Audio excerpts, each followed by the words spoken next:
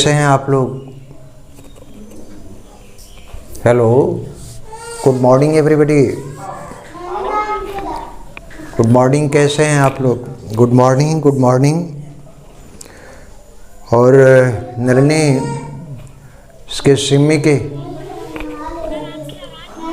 बेटा मेरी आवाज़ क्यों नहीं जा रही? नहीं, आपकी आवाज़ आ रही है, मेरी ही नहीं जा रही होगी। ये सब ठीक है? अच्छा, चलिए ठीक है। गुड मॉर्निंग सभी लोगों को, नमस्कार। Good morning, good morning. और कैसे हैं आप लोग? Good morning.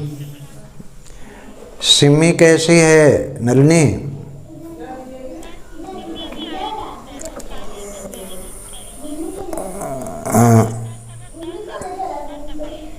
अरे बड़ा उसका लॉस हो जाएगा। चलो कोई बात नहीं है।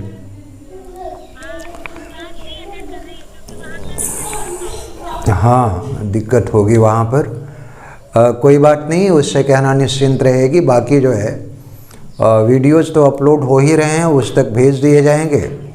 और चूँकि ये लैंग्वेज फिर से रिवीज़न होगी कई बार, क्योंकि मैं समझ गया हूँ कि लैंग्वेज में आप लोगों को कितनी प्रॉब्लम है। एनीवे, और विक्टोरियन एरा ख़त्म करने के बाद मैं ये सोचता हूँ कि मॉडर्न एरा को थोड़े समय के लिए ड्रॉप करने के बाद शुरू कर दिया जाएगा। हम लोग जो राइटर्स हैं, टीजीटी के जो 4 राइटर बचे हुए हैं उसको कंप्लीट कर लिया जाएगा। और डिटेल में शेक्सपियर के 4 ट्रेजेडी और 4 कॉमेडी, उसका डिटेल में डिस्कशन करूंगा। और शेक्सपियर के जो बाकी प्लेज हैं उनके सोर्स क्या हैं और इनके इम्पॉर्टेंट कोट्स क्या हैं, हल्की सी थीम को डिस्कस करते हुए, लेकिन डिटेल में केवल 4 ट्रेजेडी और 4 कॉमेडी। और आप लोग जानते ही होंगे कि शेक्सपियर के जो यूजीसी ने प्रेस्क्राइब्ड किए हैं प्ले, वो कुल 8-10 प्ले हैं। 4 ट्रेजेडी है और 4 कॉमेडी है और 2 प्ले और हैं। तो ऑल ओवर इंडिया यूजीसी ने शेक्सपियर के 10 प्ले को ही प्रेस्क्राइब कर रखा है। तो इन 10 प्ले के बारे में हम लोग डिटेल से चर्चा करेंगे। और शेक्सपियर 15-16 मैंने पढ़ाया था, लेकिन जो है डिटेल में, वैसे तो कहो मैं 37 को डिस्कस करूं, लेकिन उससे डियर कोई फ़ायदा नहीं है आपको। और वर्ड्सवर्थ, शेक्सपियर के बाद मिल्टन आ जाएंगे, मिल्टन के बाद वर्ड्सवर्थ, और वर्ड्सवर्थ के बाद मॉडर्न एरा में प्रॉब्लम प्ले के इतिहास को डिस्कस करते हुए हम लोग गाल्जवर्दी पर चलेंगे। और एडवर्ब क्लास आज समाप्त हो जाएगी। एडवर्ब क्लास के बाद जो कुछ इम्पॉर्टेंट लैंग्वेज के सेगमेंट हैं, जैसे कि फिगर्स ऑफ स्पीच है, तो कुछ लोग फिगर्स ऑफ स्पीच पढ़े होंगे। आप लोग पढ़े हैं कि नहीं? कुछ लोग पढ़े होंगे और ज़्यादातर लोग नहीं पढ़े होंगे। अच्छा, तो फिगर कितने? नहीं, 7 नहीं होते हैं। मैं फिगर्स ऑफ स्पीच उठाऊंगा तो वैसे मैं आपको बता दूं कि इंग्लिश में फिगर्स ऑफ स्पीच कुल 120 हैं, 120, लेकिन उनमें से भी जो है आज के करीब 10-15 साल पहले 40 फिगर्स ऑफ स्पीच को, चूँकि वो रिडेंडेंसी में थे इसलिए निकाला गया। और आज जो पूछे जाते हैं, जितने भी लिटरेचर के कंपटीशन होते हैं, चाहे वो टीजीटी, पीजीटी हो या फिर नेट हो, उसमें कुल 40 फिगर्स ऑफ स्पीच ही पूछे जाते हैं। तो 40 फिगर्स ऑफ स्पीच की हम लोग चर्चा करेंगे डिटेल में। और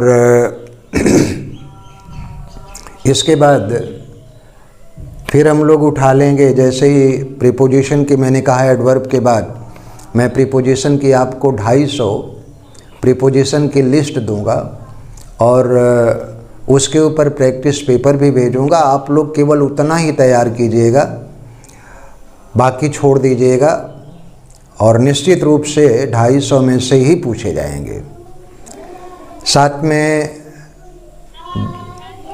हाँ जी,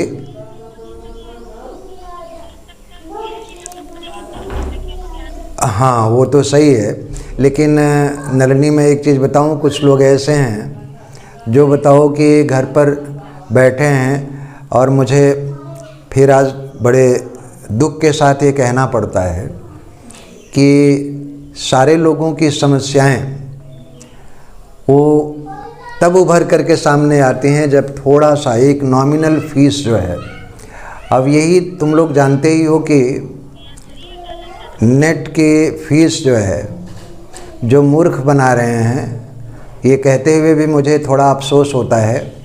अब वो मूर्ख बन रहे हैं या वो बुद्धिमान हैं, मैं इसके बारे में अपना कोई मत नहीं दूंगा। वो लोग जो है पैसा पानी में फेंक देते हैं और रिजल्ट कुछ नहीं। तो सारी समस्याएं लेकर के जब, अब देखो आप ही लोगों ने डिसाइड किया था, मैं वैसे भी लिखना है, नहीं तो लिख करके क्या 1 घंटा 1.5 घंटा मेहनत करूं, लिख करके आपके पास भेज दिया करूं, और मैं कर सकता हूं, करूंगा भी। लेकिन मैं 5-6 लोगों ने जो है फीस जमा किया, फिर उसके बाद जो है, और मैं तो धन्यवाद दूंगा मंजू को। मंजू ने फ़ोन किया, मंजू मेरी बात सुन रही है या नहीं, वैसे उसे नहीं सुनना चाहिए इस बात को। उसने कहा कि सर कितना भेज दूं, कहिए जितना कहिए उतना भेज दूं। तो मैंने कहा नहीं, जो नियम है जो सबके ऊपर लागू है तुम उतना ही करो। जब फीस देने की बात आई, मैंने कहा गुड़िया तुम जानती हो फीस, उसने कहा कि कितनी इंस्टॉलमेंट में, तो खैर वो एक फीस अलग इशू है। मुख्य बात ये होती है कि लोग कितने सिंसियर हैं। नहीं छोड़ो, तुम देखो गुड़िया, ऐसा है, मेरी बात सुनो, कि अगर तुम कहोगे तो लोग ये कहेंगे कि पता नहीं तुम मेरी एडवोकेट हो या क्या है, इसलिए ठीक है भाई मेरे, नहीं मैं तो यही कहता हूँ, मैं इधर देखने लगा, तमाम वीडियोस हैं आपके यूट्यूब पर अपलोड हैं जो एकदम भाई मेरे हिसाब से तो कूड़ा लगता है, और उनके 1.5 लाख सब्सक्राइबर हैं, और एकदम कूड़े के नाम पर। अभी एक मैं कल वीडियो देख रहा था, बंदे ने एक नया पार्ट्स ऑफ स्पीच पार्टिकल जो है बताया है, और वो चैनल अपना बना रखा है, इंग्लिश सिखा के छोड़ूंगा। तो भाई वो तो बहुत महान आदमी है जो पूरे हिंदुस्तान को इंग्लिश सिखा करके छोड़ेगा, और कहता है कि पार्ट्स ऑफ स्पीच 9 होते हैं, जिसमें एक पार्टिकल भी है, पार्टिसिपल अलग है, पार्टिकल भी है। तो खैर इस तरह के भी लोग हैं। और हेलो, हाँ वो साइंस पार्टिकल है, पार्टिकल के प्रोटॉन, न्यूट्रॉन, इलेक्ट्रॉन, पॉजिट्रॉन, मेसोट्रॉन, टीनीट्रॉन, ये सब जो है इंग्लिश में ही जोड़ देगा बंदा। तो खैर किसी की क्या शिकायत करना। और मुझे हैरत इस बात की हुई कि उसके 1.5 लाख सब्सक्राइबर हैं। और मुझे एक बात की खुशी है कि दुर्गा, चलो मेरी बात सुन रहे हैं आप लोग, दुर्गा से आप सभी लोग वाबस्ता होंगे, 4-5 महीने क्लास भी किया था। अचानक उसने परसों के वीडियो में कमेंट किया था गुड कंटेंट सर। तो किसले ने दिखाया कि सर ये, मैंने कहा जरा देख, ये गुड कंटेंट इस तरह की जो है, भाई गुड कंटेंट तो वही जो है कमेंट करके भेजेगा जो लिटरेचर या जो पोर्शन पढ़ाया गया है उसके ऊपर उसकी अच्छी पकड़ होगी। तो एक क्यूरियासिटी बस मैंने कहा जरा देखो, तो ये पता चला कि 2020 एग्ज़ाम करके वो यूट्यूब चैनल बना रखा है दुर्गा। तो मैंने देखा उसको वो टेंस पढ़ा रहा था, प्रेजेंट परफेक्ट, प्रेजेंट कंटिन्यूअस, ये चीज़ें। खैर अच्छा लगा मुझे कि कुछ तो जो है वो प्रयास कर रहा है। और उसके ऊपर जो कमेंट्स हैं, बहुत बढ़िया कमेंट्स। तो मुझे अच्छा लगा कि चलो ठीक है, मेरा स्टूडेंट है। 45 40 कमेंट, बहुत फैब्यूलस, वेरी नाइस सर हैं, और पीयरलेस, इस तरह के जो है कमेंट्स आए, तो अच्छा लगा मुझे। और मेरे वीडियोस पर कोई कमेंट ही नहीं करता है, राम जाने क्यों नहीं करता है, या तो उन लोगों को अच्छा नहीं लगता है, या फिर वो अपने मतलब की बात जो है उसमें ढूंढ करके किसी दूसरे तक पहुंचाते नहीं होंगे। एनीवे, हम लोग इसके ऊपर क्या चर्चा करें। आज मैंने कहा कि एडवर्ब क्लास को ख़त्म किया जाएगा, और चाहे दोबारा भी जोड़ना पड़े, लेकिन इसको बेटा थोड़ा सा फ़ैन ऑन करो, अब गर्मी लगने लगी, और थोड़ा पानी भी उठा लेना।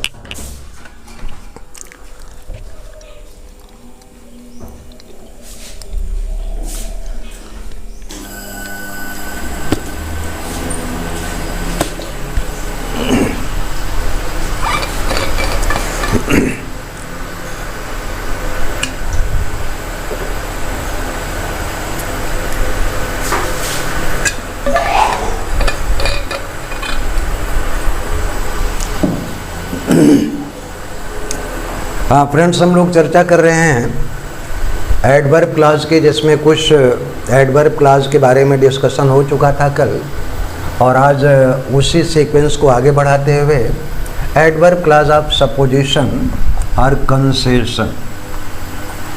हमें कैसे पहचानेंगे कि कोई सेंटेंस में एडवर्ब क्लास ऑफ सपोजिशन है या कंसेशन है, तो उसमें सीधे से केवल जो है 3 कंजंक्शन, सबऑर्डिनेटिंग कंजंक्शन को ध्यान में रखिएगा।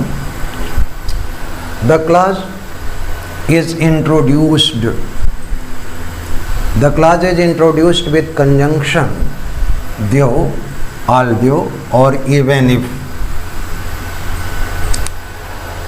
एग्जाम्पल अगर हम लें कि द्यो ही स्ले मी, स्ले कहते हैं हत्या करने को, काट डालने को, मार डालने को। Though he slay me yet I will love him,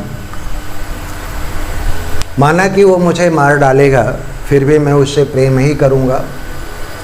he resumed journey द्यो स्टॉर्म थ्रेटेंड, यद्यपि तूफान का खतरा था, तूफान का भय था, फिर भी उसने अपनी यात्रा जारी रखा। Although he is poor, he is honest, यद्यपि वो गरीब है फिर भी वो ईमानदार है। Even if it rains, I will go, चाहे वर्षा हो मैं जाऊंगा, I will go। तो even if यहाँ पर एक चीज़ ध्यान रखिएगा कि नोट में कि though and even if,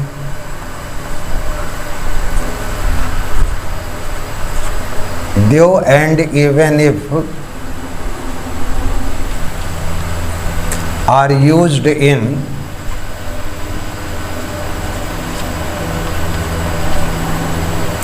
emphatic sense.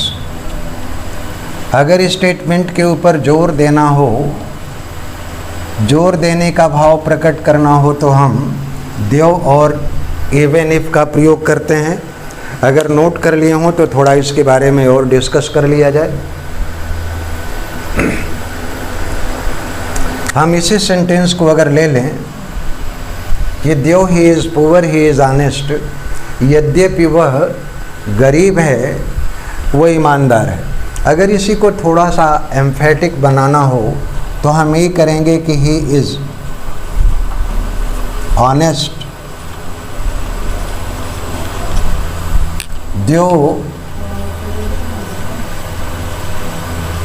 Poor he is. ये सेंटेंस एम्फेटिक हो गया। तो याद रखिएगा कि द्यो और इवन इफ का प्रयोग केवल एम्फेटिक सेंस में करते हैं, और आल्दो का जो है प्रयोग वो जनरल सेंस में होता है।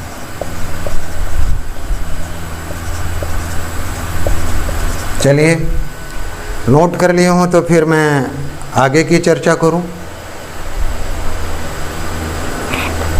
हाँ, द्यो ही स्ले मी, शायद आप ये कहना चाहते हैं कि इसमें यश लगेगा, यही ना? नहीं, वास्तव में यही स्टेटमेंट है नहीं, ये जो है रोमियो एंड जूलियट का स्टेटमेंट है। रोमियो एंड जूलियट में ये जो है स्टेटमेंट रोमियो बोलता है। क्योंकि ये शेक्सपियर के सेंटेंस हैं, इसलिए मैं क्षमा चाहूँगा, इसमें कोई रद्दो बदल नहीं हो सकती है। हेलो, तो ये कोटेशन है, स्टेटमेंट है रोमियो का, शेक्सपियर के प्ले रोमियो और जूलियट में आया है। इसलिए माफ़ कीजिएगा कि शेक्सपियर की भाषा में अगर कोई परिवर्तन करता है तो ये हद दर्जे की हिमाकत होगी, राइट। तो जो अथॉरिटी हैं, जो आप्त लोग हैं, उनके स्टेटमेंट में कोई परिवर्तन करना अच्छी बात नहीं होती है। और ये एग्ज़ाम्पल मैंने रेन और मार्टिन से भी लिया है, आप चाहें तो कंसल्ट कर सकते हैं। और वो एडवर्ब क्लॉज ऑफ सपोजिशन का तीसरा एग्ज़ाम्पल है रेन और मार्टिन में, ठीक है। तो इसलिए इसमें यस जोड़ने की ज़रूरत नहीं है, राइट। चलिए, आपने पूछ लिया, अच्छी बात है। मैं इसको मिटा दूं? ओके।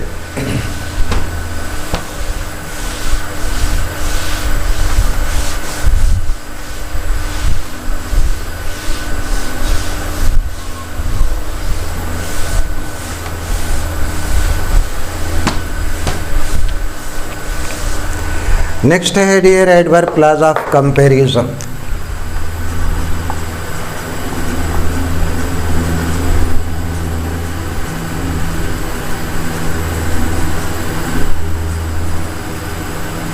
कंपैरिजन को जानते ही हैं कि जब दो वस्तुओं में तुलना की जाती है तो इसका एक बड़ा आसान सा इंट्रोड्यूसिंग कंजंक्शन है इसका देन।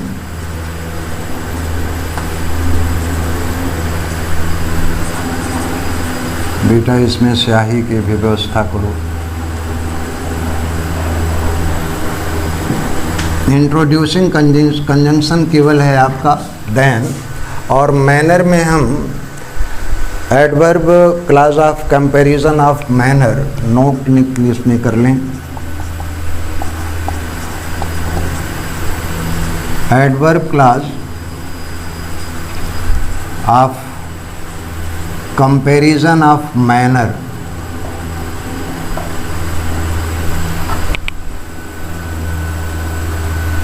एक तो डिग्री का कंपैरिजन होता है और दूसरा है comparison of manner. Introducing conjunction है इसका as.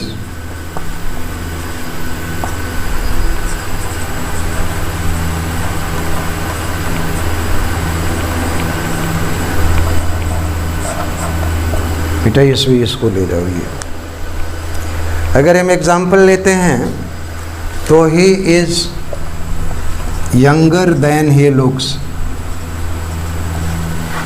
He is younger than he looks. तो than he looks, वह जैसा दिखता है उससे कहीं ज़्यादा कम उम्र का है, यंगर है। दूसरा एग्जाम्पल लें कि it is later than I thought. It is later than I thought, जितना मैंने सोचा था उससे कहीं ज़्यादा देर हो गई। So then I thought, ये एडवर्ब क्लॉज ऑफ कंपैरिजन है। अब ज़रा हम मैनर की चर्चा कर लें कि you may do as you think, जैसे आप सोचते हैं वैसे आप कर सकते हैं। तो as you think ये adverb clause of comparison of manner है। और दूसरी बात है कि do as I told you, वैसा ही कीजिए जैसा कि मैंने आपको बताया। अब इसमें एडवर्ब क्लॉज ऑफ मैनर ढूंढ लें कहाँ से कहाँ तक है। तो as I told you adverb clause of manner of comparison है, यानी जिस तरीके से मैंने कहा था उसी तरीके से कीजिए। तो adverb clause of manner of comparison of manner ये क्रिया के ढंग को जो है दिखाता है, और ये देन का प्रयोग हम हमेशा एब्स्ट्रैक्ट चीज़ों के लिए करते हैं। हमेशा ये चीज़ एज का प्रयोग जो है वो एक्शन के मैनर को दिखाएगा, और देन का प्रयोग हमेशा एब्स्ट्रैक्ट नोशन के लिए आएगा। ओके डियर, कोई कंफ्यूजन हो तो आप पूछ लें और फिर आगे चलते हैं।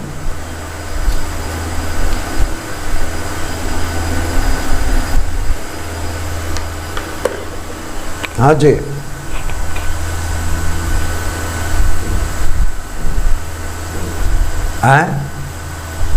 ये मैनर कहाँ है? मैनर को इंट्रोड्यूस करने वाला केवल एज होगा।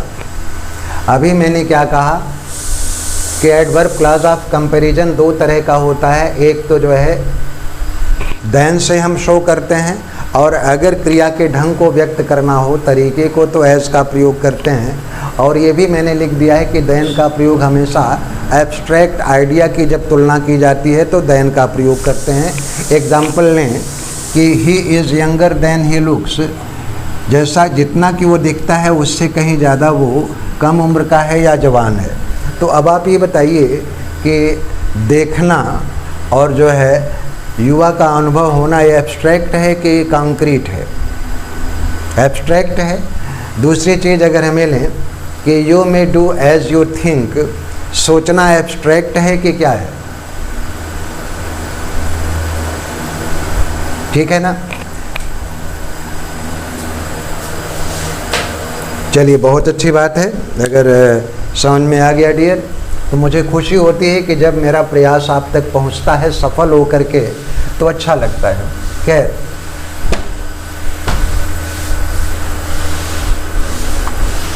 मैं फिर से सौरभ जी बताऊं कि इंग्लिश लैंग्वेज हो उसमें कुछ भी नहीं है। बस केवल अगर आप लोग दुख मुझे इस बात का होता है कि जो बचपन में आप लोगों को पढ़ाया गया, सबसे पहले तो आप लोगों को पार्जिंग पढ़ाई जानी चाहिए थी, जो कि हम लोग दूसरी तीसरी क्लास में पढ़े थे।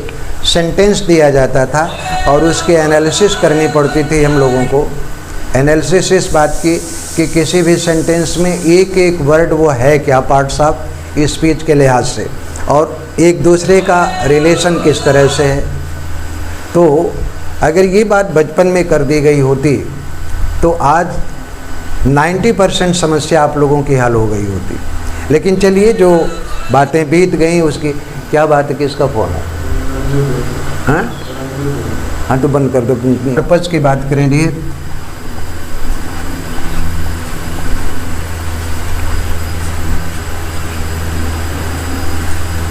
Adverb clause of purpose.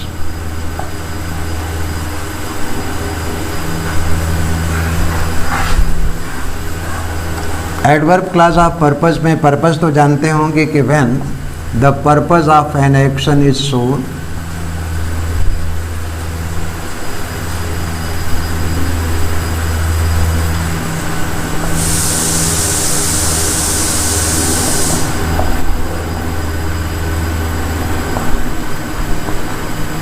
जब किसी क्रिया के उद्देश्य को दिखाना हो तो इंट्रोड्यूसिंग कंजंक्शन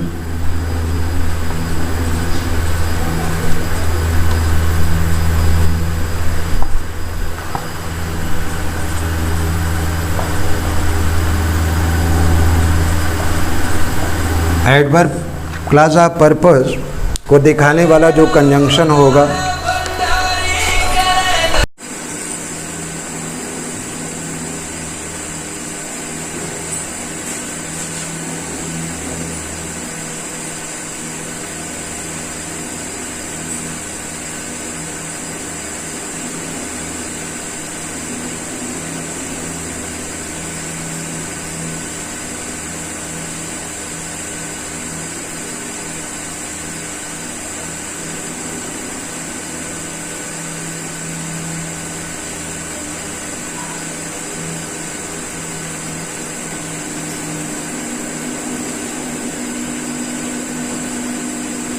कर लो प्रोजेक्ट। फिर एक बार फिर से जोड़ लेते हैं हम लोग, क्योंकि खत्म करना है, एक और बाकी रह गया है। तो adverb clause of purpose, when the purpose of an action is shown, जब किसी क्रिया के उद्देश्य को दिखाना होता है तो एडवर्ब क्लॉज ऑफ पर्पस का प्रयोग किया जाता है। और एडवर्ब क्लॉज ऑफ पर्पस को इंट्रोड्यूस करने वाले कन्वेंशन केवल 3 ही हैं, so that, in order that, lest. आप ये भी देख रहे होंगे कि सो दैट का प्रयोग हम जनरल सेंस में करते हैं, लेकिन इन ऑर्डर दैट और लेस्ट का प्रयोग फॉर्मल सेंस में ज़्यादातर। अब ऐसे इन ऑर्डर दैट और लेस्ट का प्रयोग लगभग खत्म हो चुका है, लेकिन अब भी किसी लीगल मैटर में या कोई ऑफिशियल लेटर की बात हो जिसमें कि फॉर्मेलिटी ऑब्जर्वेशन काफ़ी हद तक होता है, तो उसके लिए हम इन ऑर्डर दैट और सो लेस्ट का प्रयोग करते हैं। बाकी जनरल सेंस में हम सो दैट का प्रयोग करते हैं। अब क्योंकि एडवर्ब क्लॉज ऑफ पर्पस में क्रिया के उद्देश्य को व्यक्त किया जाता है, तो वो सेंटेंस अगर ये लें कि we eat, what is the purpose of our eating, हमारे भोजन करने का उद्देश्य क्या है, तो वो इससे प्रकट हो रहा है so that we may live, जिससे कि हम जीवित रह सकें, जिंदा रह सकें। He worked hard so that he might get good marks. Mark नहीं कहते हैं, पास मार्क होता है डियर, पासिंग मार्क नहीं होता है। आमतौर पर लोग ये बोल देते हैं कि पासिंग मार्क भी नहीं पाया, नहीं, वो गलत है, पास मार्क्स होता है, पासिंग मार्क कभी मत कहिएगा। तो ही वर्कड हार्ड, उसने कठिन परिश्रम किया, सो दैट, कठिन परिश्रम का उद्देश्य क्या था कि सो that he might get good marks. इसमें 2 चीज़ देख रहे होंगे कि अगर प्रेसिडिंग यानी मेन क्लास प्रेजेंट में है तो सो दैट के बाद मे का प्रयोग होगा, और अगर main class principal class past में हो तो मे के पास्ट फॉर्म माइट का प्रयोग करते हैं। खैर, अब एक एग्जाम्पल लेते हैं। दूसरा एग्जाम्पल जरा हम फॉर्मल सेंस का,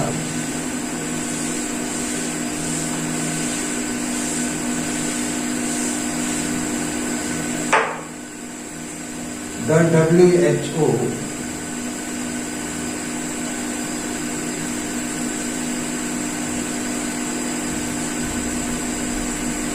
issued guideline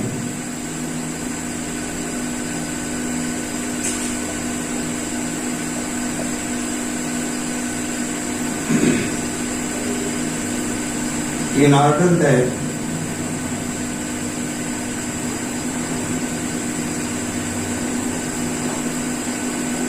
all countries of the world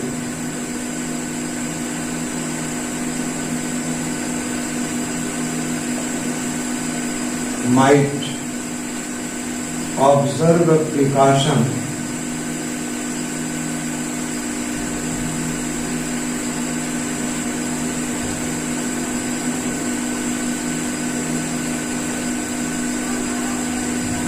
related to COVID-19। तो अब WHO यानी वर्ल्ड हेल्थ ऑर्गेनाइजेशन, ये इसमें जो भी लेटर होगा वो फॉर्मेलिटी की बात होगी, तो उसके लिए हमने सो दैट का प्रयोग न करके क्या किया, इन ऑर्डर दैट का। सो दैट ये उचित नहीं माना जाएगा क्योंकि टू फॉर्मल मैटर है, इसलिए सो दैट की जगह पर क्या, इन ऑर्डर दैट का। दूसरी चीज लेस्ट इज, इसमें एक चीज और ध्यान रखिएगा कि लेस्ट इज नाउअडेज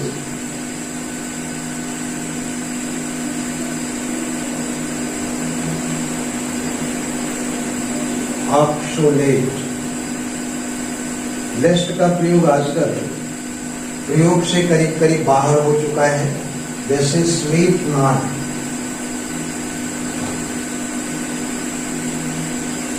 लेस्ट योर, मास्टर कम। अब ये भी आप कह सकते हैं कि स्लीप नॉट, ये ग्रामेटिकली इनकरेक्ट है, लेकिन नहीं, ये जॉन 5 का स्टेटमेंट है स्लीप नॉट लेस्ट योर मास्टर कम। तो लेस्ट का प्रयोग लगभग आजकल ऑब्सोलेट हो चुका है। नोट कर लें, अगर कोई दिक्कत हो तो बताएं।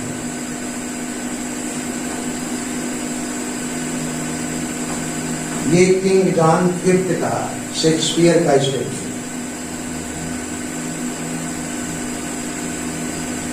मिटा दूं?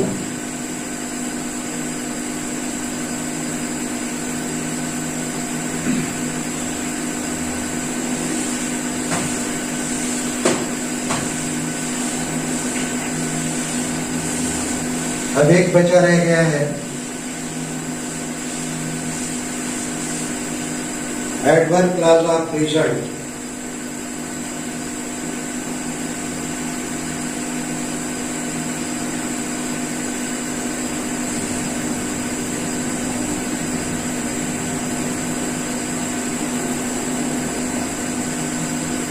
रिजल्ट और कंसिक्वेंस,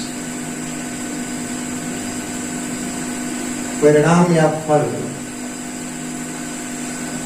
इस क्लास में क्या होता है कि मेन क्लास में एक सबऑर्डिनेटिंग कंजंक्शन का प्रयोग होता है और सबऑर्डिनेट क्लास में दूसरे का। तो इसको जो है इंट्रोड्यूस करने वाले जो कंजंक्शन हैं वो हैं दैट, सो, दैट या फिर सच दैट।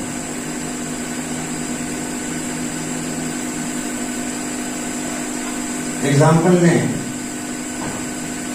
ये दे थॉट,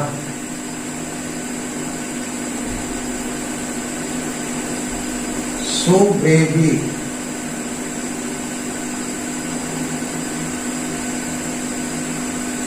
दैट एनिमी,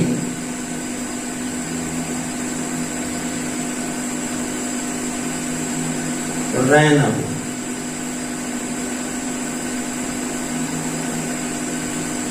लोग इस कदर बहादुरी के साथ लड़े कि दुश्मन भाग गए। और ये याद रखिएगा कि सो के बाद हमेशा एडवर्ब आएगा या फिर एडजेक्टिव आएगा, बाकी और कुछ आ ही नहीं सकता है। और इसके बाद जो है दैट आएगा। ये स्ट्रक्चर ध्यान रखिए। सो के बाद या तो एडवर्ब आएगा या फिर एडजेक्टिव आएगा, बाकी कुछ आ ही नहीं सकता है एडवर्ब क्लॉज ऑफ पर्पस में। He is such a good man,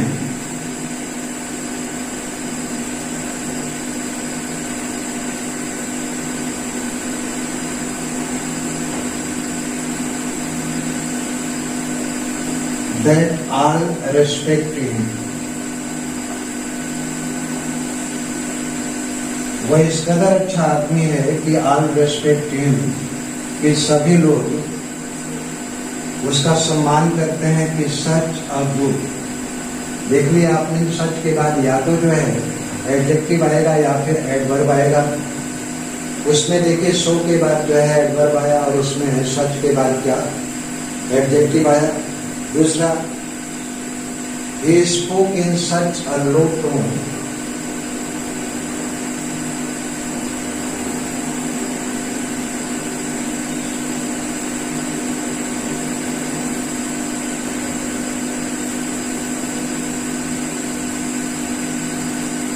that nobody could